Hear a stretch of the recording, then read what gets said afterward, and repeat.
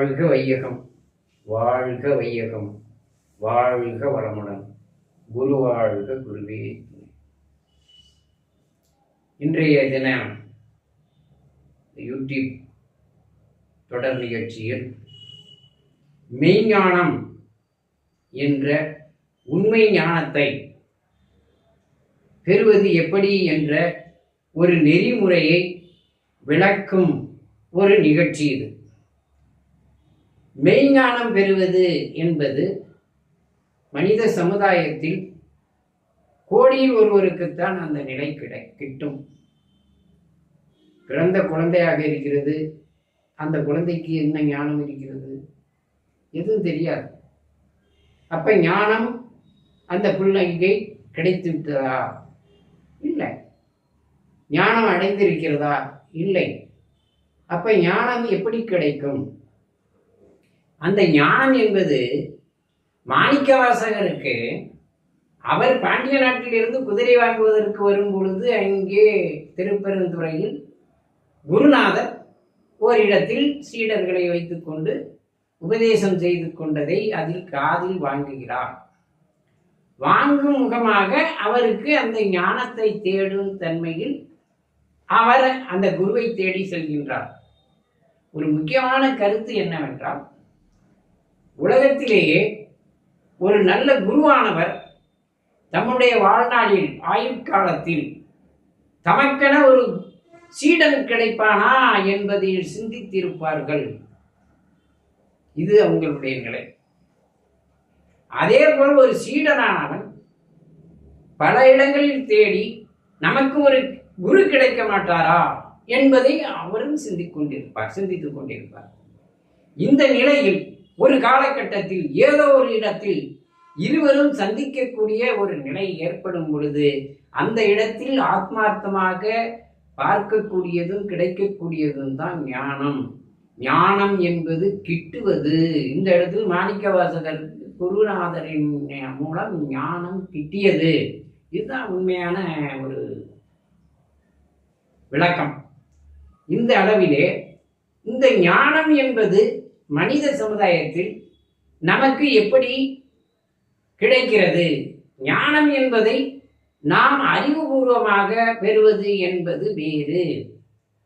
நம்முடைய அறிவை கொண்டு நம்முடைய உடலை விட்டு வெளி உலகத்தில் வெளியே சிந்தித்து ஒவ்வொருவருடைய வாழ்க்கை, உலக அனுபவங்கள் இதுகளை சிந்தித்து இதில் தெரிந்து அதன் மூலம் பல நூல்களையும் கற்று பல கருவிகளை கையாண்டு பெறுவது என்பது நம்மளுக்கு கிடைக்கக்கூடிய ஞானம் அப்படின்னு சொல்லி இது ஞானம் கிடைத்து விட்டது என்று கூறிவிட முடியாது. இது நிரந்தரமான ஞானம் அல்ல. இது அனுபவ ஞானமும் அல்ல. இந்த ஞானம் ஏட்டுக்கல்வியினால் கிடைக்கக்கூடிய ஒரு ஞானம், வெளி உலக ஞானம். உதாரணமாக கொண்டால் இந்த ஞானத்தை நாம் அடைவது என்பது வேறு விதமாக அடைவது. இந்த ஞானத்தை ஏது என்றால் இது நிரந்தரமான ஞானம் அல்ல. நம்மளுடைய ஞானம் விஞ்ஞானத்தின் அடிப்படையாலும் வெளிஞானத்தின் அடிப்படையாலும் வதப்பட்ட ஞானம். உதாரணமாக கொள்ள வேண்டும் என்றால் இந்த ஞானம் நிரந்தரமற்றது. காலத்தின் சூழ்நிலையால் மறையக்கூடியது, மாறக்கூடியது, அழியக்கூடியது. உதாரணமாக நம்முடைய விவசாயத்தை எடுக்கும் பொழுது ஒரு 50-60 ஆண்டுகளுக்கு முன் விவசாய நிகழ்ச்சிகள் அனைத்திலையும் அரசு சார்ந்த துறைகளில், விவசாய துறைகளில் எல்லா வானொலிகளிலும் விவசாயத்திற்கு அடிப்படை உரமாக NPK உரம் போட வேண்டும், சூப்பர், பொட்டாஸ், யூரியா என்ற முறையிலே பரிந்துரைக்கப்பட்டு 15 நாளைக்கு ஒரு நடை, ஒரு மாதத்துக்கு ஒரு நடை, 45 நாளைக்கு ஒரு நடை, இவ்வளவு கொடுக்க வேண்டும் என்று பரிந்துரைத்து அதற்கான பூச்சிகள் வரும் பொழுது, பூச்சி தொந்தரவு இருக்கும்போது பூச்சி மருந்தை இப்படி அடிக்க வேண்டும் என்றும் அவர்கள் பரிந்துரை செய்தார்கள். கீழே நாட்டிலேயே அதற்கான குருணை மருந்துகளை போட சொன்னார்கள். அந்த காலகட்டம் 50 ஆண்டுகளுக்கு பிறகு மாறிவிட்டது. இப்பொழுது அந்த விஞ்ஞானம் என்ன ஆனது? அந்த விஞ்ஞானம் தோல்வியுற்றது. அப்ப அந்த அறிவு தோல்வியுற்று விட்டது.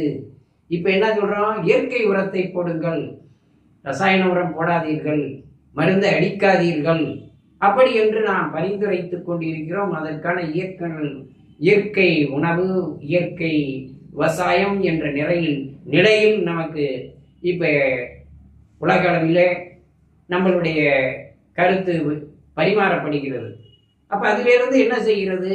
இந்த ஞானம் அழிக்கக்கூடியது, நிரந்தரமானதல்ல.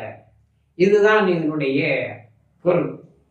அதே மெய்ஞானம் என்பது நம்மளுடைய அறிவை கொண்டு நமக்கும் உள்ளே, மனதின் உள்ளே, உடல், உயிர், மனம் என்ற நிலையில் நாம் ஆய்வு செய்து ஒவ்வொரு இதையும் அறிந்து ஆராய்ந்து ஆதாரங்களை உள்ளே உள்ள உடலின் உறுப்புகளை, உடல் செல்கள் வரைக்கும் ஆராய்ந்து அதன் மூலம் ஞானத்தை பெற்று இதிலிருந்து உயர்வு பெறும் பொழுது வெளிக்கு வெளிக்கடந்து வெளி உலக சிந்தனைகள் அதையெல்லாம் அடைந்து இறைநிலை சிந்தனையை அடையக்கூடிய ஒரு நிலையில், இறைநிலை என்பது என்ன, இறை என்றால் என்ன, இறைவன் என்பது யாரு, இறைவன் என்பது எங்கே இருக்கிறது, அந்த நிலை என்னென்ன செய்கிறது என்பதை அறியக்கூடிய ஞானம்தான் மெய்ஞானம்.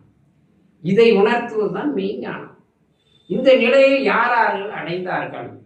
ஞானிகள், யோகிகள், மகான்கள், மகரிஷிகள், இவர்கள் அடைந்த ஒரு நிலை. இந்த நிலையில் உரைக்கப்பட்ட ஞானம் நிரந்தரமான ஞானம். இந்த ஞானம் மனித இனத்திற்கும் உலகத்தில் உள்ள உயிர்களுக்கும் உலக இயற்கைக்கும் ஊறு விளைவிக்காத ஒரு ஞானம். இந்த ஞானத்தில் உயர்வு அடையக்கூடிய ஒரு நிலையை தருவதுதான் இந்த மெய்ஞானம். இந்த மெய்ஞானத்தை புஸ்தகத்தில் படிச்சிடலாமா? இல்லை எந்த ஒரு கல்விகள்னாலும் தெரிந்து கொள்ளலாமா? இல்லை, அதை யாரும் சிந்திப்பதில்லை. நம் நாட்டில் பெரும்பாலான வெளிநாடுகளிலேயும் இந்த மெய்ஞான நிலையை அடைந்தவர்கள் அனைவருமே சும்மா ஒரு எலிமெண்டரி ஸ்கூல் படிப்பு அளவுக்கு தான் படித்திருக்கின்றார்கள். வள்ளலாரை எடுத்துக்கொள்ளுங்கள், படிப்பு இல்லை.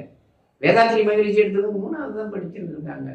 பட்டினத்தர் என்ன படித்தார், எந்த காலத்தில் படித்தார், தாய்மானவர் எந்த காலத்தில் படித்தார், எல்லாருமே தன்னுடைய உள்ளரே அகத்தாய்வு செய்து, வேதாத்திரி மகிழ்ச்சி ரொம்ப அருமையாக சொல்லுவாங்க இந்த கருத்தை. அகத்தாய்வு, அகத்துக்குள்ளே நீங்க ஆய்வு செய்து நீங்க மேல உயரும் பொழுது அது மெய்ஞானமாக மிளிர்கிறது. அந்த மெய்ஞானத்தை அடைவது அது புத்தகம் இல்லா படிப்பு, மத்தக படிப்பு, அகப்படிப்பு, அகத்தில் படிக்கக்கூடிய ஒரு படிப்பு. இதை அறிந்து கொள்ளக்கூடிய ஒரு நிலையை உலக மக்களுக்கு அறிவிக்க வேண்டும் என்ற நிலையில்தான் இந்த தொடரை நாங்கள் தொடர்ந்து நிகழ்த்தி கொண்டிருக்கின்றோம். இந்த தொடர் வரும் பொழுது இந்த நிலையை அப்ப மெய்ஞானம் அடைவதனால் என்ன பலன்? ஏதாவது ஒன்று செய்யும் போது பலன் வேணும்ல. அப்ப மெய்ஞானத்தை எந்த பலனால் அடைய போகிறோம்?